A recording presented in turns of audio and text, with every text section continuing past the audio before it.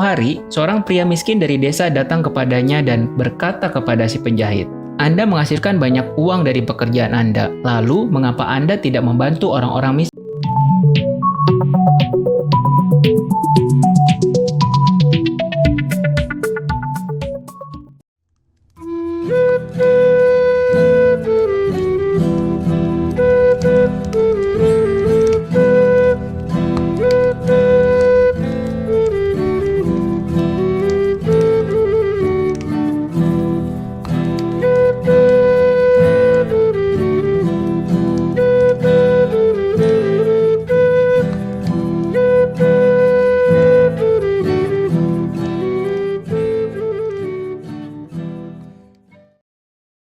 Amazia mengusir Amos dan menyuruhnya pergi ke tanah Yehuda. Ia mengira bahwa Amos melakukan nubuatnya untuk sekedar mencari nafkah layaknya seorang peramal.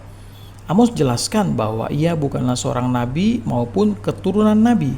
Ia bernubuat karena Allah yang memilih dan menetapkan dirinya untuk bernubuat bagi Israel. Baginya, jika Allah memerintah, maka ia akan menyampaikan firman Tuhan bagi seluruh bangsa Israel, termasuk Amazia.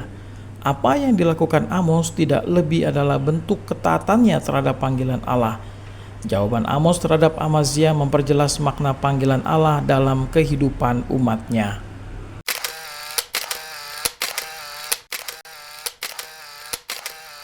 Seorang penjahit tua tinggal di sebuah desa kecil.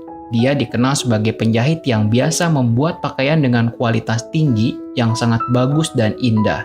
Penjahit itu menjual hasil jahitannya kepada orang-orang kaya di daerah tersebut dengan harga yang mahal.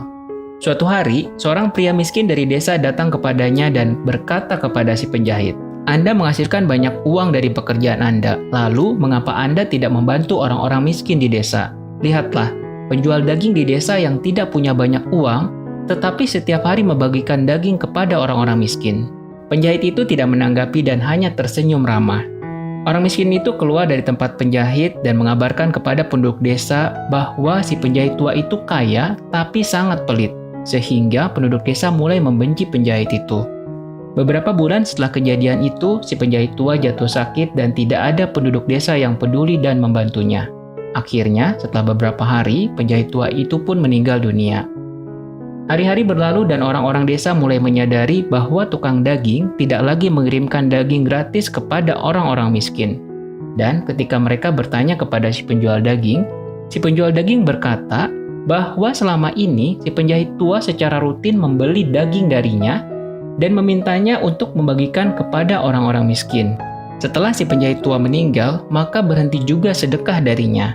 Mendengar hal ini, orang-orang desa sangat menyesal karena telah berprasangka buruk pada si penjahit tua yang ternyata sangat dermawan.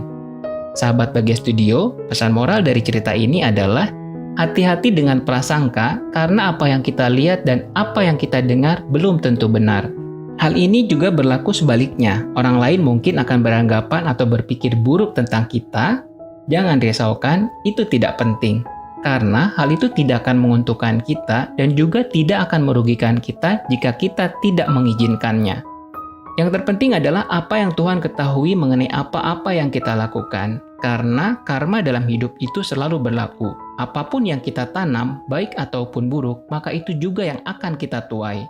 Pelajaran lainnya adalah jangan menilai seseorang dari apa yang kita lihat darinya, karena dia mungkin memiliki hal-hal baik dalam hidupnya yang kita tidak mengetahui. Yuk kita selalu berprasangka baik kepada orang lain.